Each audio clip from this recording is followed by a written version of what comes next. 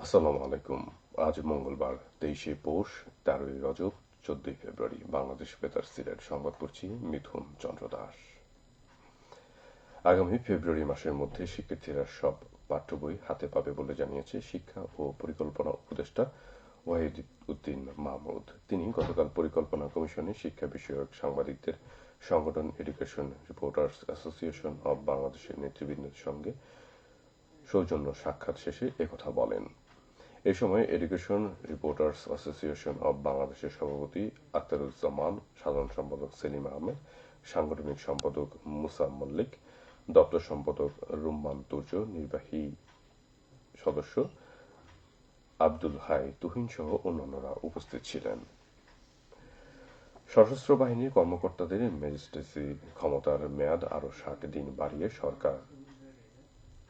জনপ্রশাসন মন্ত্রণালয় থেকে এই বিষয়ে প্রজ্ঞাপন জারি করা হয়েছে। প্রজ্ঞাপনে বলা হয়, বাংলাদেশ সশস্ত্র বাহিনীতে কর্মরত সেনাবাহিনীর ক্যাপ্টেন ও তদূর্ধ্ব সম পদমর্যাদার কমিশন কর্মকর্তাদের সারা বাংলাদেশে বিশেষ এক্সিকিউটিভ ম্যাজিস্ট্রেটের ক্ষমতা অর্পণ করা হলো।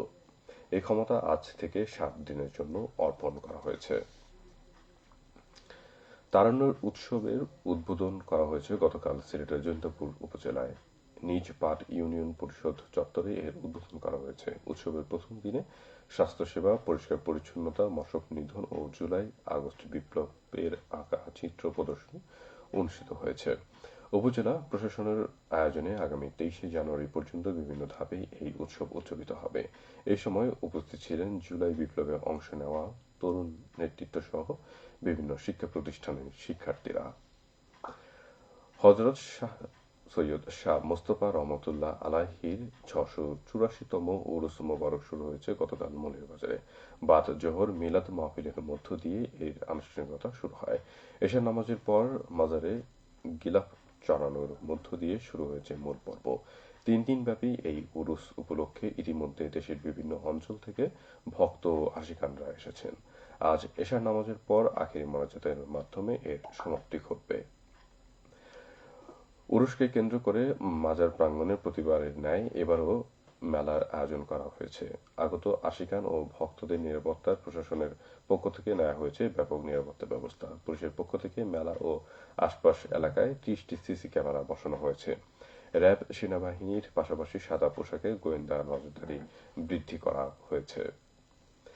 ২০২৪-এর জুলাই আগস্টের বিপ্লব কি, কেন, কিভাবে সংঘটিত হয়েছিল তা শিক্ষার্থীদের অবগত করতে অবহিতকরণ সভা অনুষ্ঠিত হয়েছে গতকাল মৌলভীবাজারের শ্রীমঙ্গল উপজেলায়।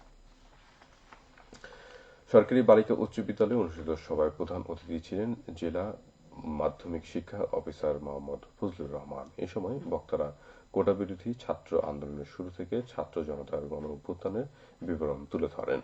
এতে বিদ্যালয়ের ৬ শতাধিক শিক্ষার্থী উপস্থিত ছিলেন।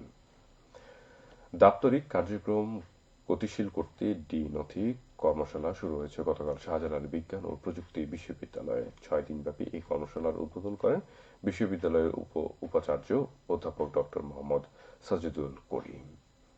প্রথম দিনের কর্মশালায় অংশগ্রহণ করেন ছাত্র উপদেশ ও নির্দেশনা পরিচালক, প্রক্টর, প্রধান বিভাগীয় প্রধান, দপ্তর প্রধান, ইনস্টিটিউট প্রধান ও হল প্রভোস্টগণ। সিলেটের বিশ্বনাথ উপজেলার ৪ শতাধিক অসহায় অসচ্ছল শীতার্ত মানুষকে কম্বল প্রদান করা হয়েছে। গতকাল উপজেলার জনমঙ্গল সরকারি প্রাথমিক বিদ্যালয়ে প্রবাসী ও স্থানীয়দের অর্থায়নে এই কম্বল বিতরণ করা হয়। পূর্ব বিশ্বনাথ সোসাইটি এই উদ্যোগ নেয়। সিলেটের ঐতিহ্যবাহী দ্বীন শিক্ষা প্রতিষ্ঠান জামেয়া কাসিমুল উলুম দরগা হযরত শাহজালাল রহমতুল্লাহ আলাইহির মাদ্রাসার সিনিয়র মুহাদ্দিস মুফতি আব্দুল নূর সদর ঘাঁটি ইন্তেকাল করেছেন। ইন্না লিল্লাহি ওয়া ইন্না ইলাইহি রাজিউন। গতকাল সকাল ১১টায় Sylhet MAG Osmani medical college হাসপাতালে তিনি শেষ নিঃশ্বাস ত্যাগ করেন। মরহুমের জানাজার নামাজ গতকাল বাদ এশা দরগা মাদ্রাসা প্রাঙ্গণে অনুষ্ঠিত হয়েছে। মাটিচামায় এক শ্রমিকের মৃত্যু হয়েছে গতকাল সিলেটের কোম্পানীগঞ্জ উপজেলায়। সকালে ভোলাগঞ্জ কোয়ারিতে পাথর উত্তোলনকালে এই দুর্ঘটনা ঘটে। মরদেহ উদ্ধার করে ময়নাতদন্তের জন্য Sylhet MAG Osmani medical college হাসপাতাল মর্গে পাঠানো হয়েছে। খেলার খবর ক্রিকেট। টানা 2 ম্যাচ জেতার পর ঘরের মাঠে আরেকবার হারল সিলেট স্ট্রাইকার্স। এই নিয়ে হোম গ্রাউন্ডে 5 ম্যাচে 3টিতে হেরেছে স্বাগতিকরা। গতকাল সিলেট আন্তর্জাতিক ক্রিকেট স্টেডিয়ামে চিটাগাং কিংসের কাছে 30 রানে হেরেছে সিলেট স্ট্রাইকার্স। চিটাগাং কিংসের দেওয়া 204 রানের টার্গেট তাড়া করতে নেমে 8 উইকেটে হারিয়ে 173 রানে থেমেছে সিলেটের ইনিংস। দ্বিতীয় খেলায় রংপুর রাইডার্স 8 রানে খুলনা টাইগার্সকে পরাজিত করে। প্রথমে ব্যাট করে রংপুর রাইডার্স 20 ওভারে 5 উইকেট হারিয়ে 886 রান করে। জবাবে খুলনা টাইগার্স 20 ওভারে 9 উইকেট হারিয়ে 178 রান করে। সবশেষে আবহাওয়া। আজ বেলা 1টা পর্যন্ত পূর্বাভাসে বলা হয়েছে সিলেট সহ পার্শ্ববর্তী এলাকায় আজ কোনো সতর্কবাণী নেই এবং কোনো সংকেতও দেখাতে হবে না।